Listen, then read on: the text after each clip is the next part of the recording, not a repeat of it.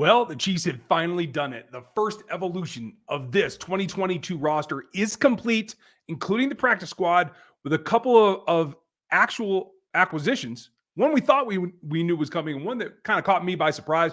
Wanted to give you the breakdown of it right now. We're going to get into it today. Welcome to RGR Football.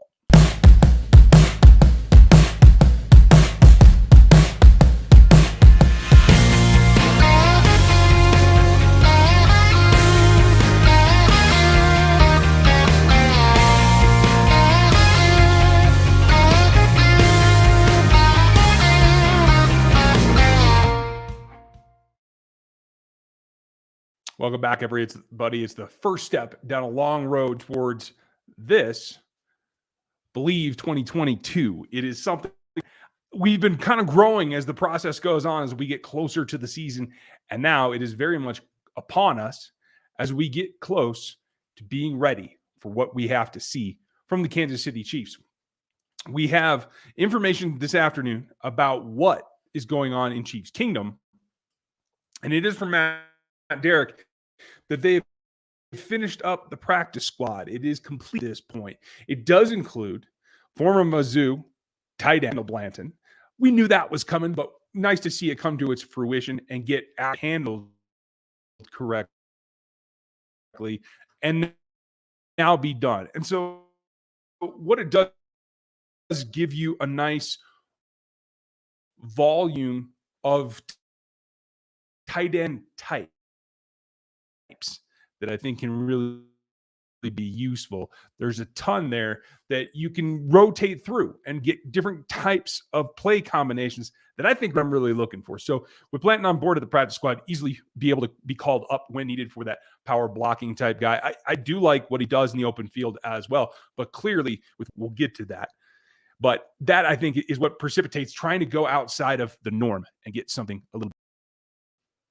Okay, let's hope that this is better. I hope that it is. We're going to find out here. Sorry about that, folks. It's the middle of the day. I decided to kind of hop on just because of the news, but I'm hoping that we're back and solid. If not, I'll do this rundown again later this evening for it, because I'm excited about the tight end group and what it brings.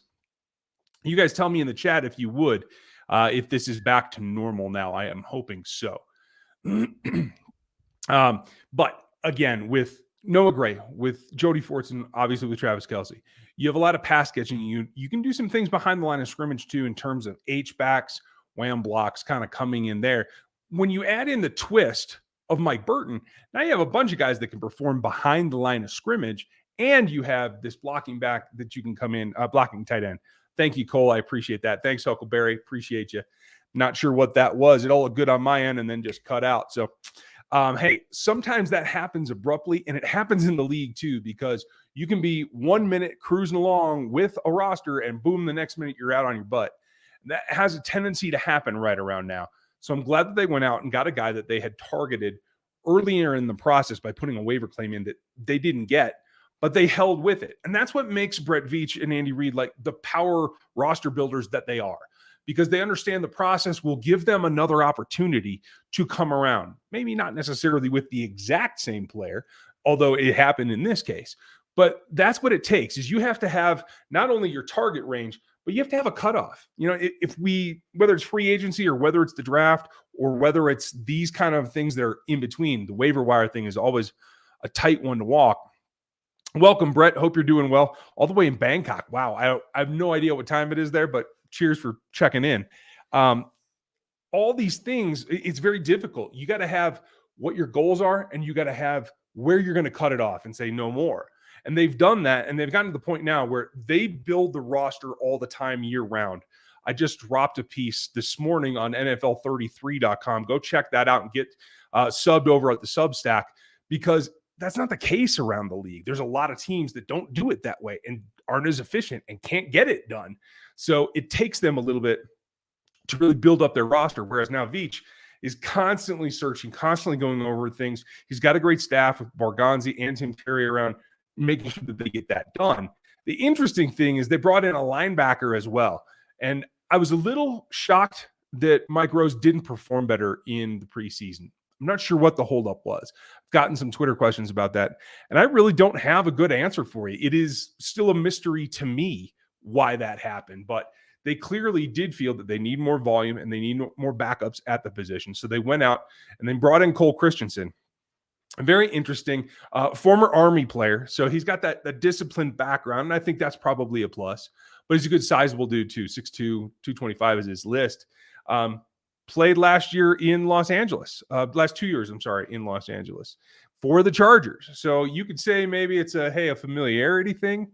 Could be just the fact that he's graded out pretty well here in this preseason on what is limited snaps. And you need somebody that can do a little bit of everything. I see him more as the guy that's going to be in the box, he's got one PBU in the last 2 seasons, but he does pretty good in terms of reception percentage. Overall, I think he was like 75% on the year. And I know that sounds not great, but for a linebacker, that's good. So it gives them another option, another somebody new as they try to build out this practice squad. And I think, again, what makes Andy Reid and his staff work so well with Brett Veach and his staff is because they're building it together, because they realize that there will be times where they have to pull up from that. And I think the NFL's new rules, where you have a practice squad of 16 guys that can be 6 veterans, that gives you more of a mix on the practice squad. It's not just guys that are, working at Piggly Wiggly or whatever, the old classic, hey, come on to the practice squad. Now you have real vets that have real experience that can come up when you need them. And I think building that out gives you an advantage. I wish we could just say we're going to like a 65-man roster or 70-man roster. There's 69 guys under contract now. There's 53 on the active, and there's 16 on the practice squad. So there's a total of 69 guys active every week in camp, going through practice, doing the whole thing. So I wish they would just do away with the designations. If you're, just say top 55 are primary contracts and call, 56 through 70 developmental contracts, because you want to differentiate, right? You can't be spending, base salary on everyone that big. The owners would throw a fit, right? But you can keep the financials about the same, but yet just let everybody be on the roster. So there's less of this rigmarole back and forth, pulling up and coming down and back and forth and whatever it has to be. So there is a lot. But I think overall they're bolstering this. Cole's got a question. We're going to go through that, and then I got to get back to work, folks. But I wanted to give you this information just because I was available. A little surprised Elijah Lee hasn't been brought up. And in the same breath, Blake Bell has moved to IR. I think it's just a timing thing. I don't know if they're looking for a second opinion on Bell or if it's just trying to see what else shakes out. I do expect both those things are going to happen. So just wait on it. But I don't think it's going to be terribly long. When they get ready for week 1, and they should start practice here after the weekend, I think we'll see that those 2 moves have happened or do happen in relatively short order. So that's where they stand now, and the roster building will continue. Veach and Reid are going to keep at it because they're never really done. This is a big milestone, but it's never really over. So you could see cuts, trades, some of the Blake Bell type stuff could go around the rest of the league where there's other guys available that could end up on the practice squad or the roster. So that's where we're at today. Just wanted to give you an update. Chief in the North is coming up tonight. Don't miss that with Seth. He's got a lot on Trent McDuffie, and I think you guys are going to want to see that. So make sure you like this video. Appreciate you tuning in. Make sure you get subbed to the channel. Hit that bell so you find out what comes on next. I appreciate your time. Hope this helped. We'll see you tonight.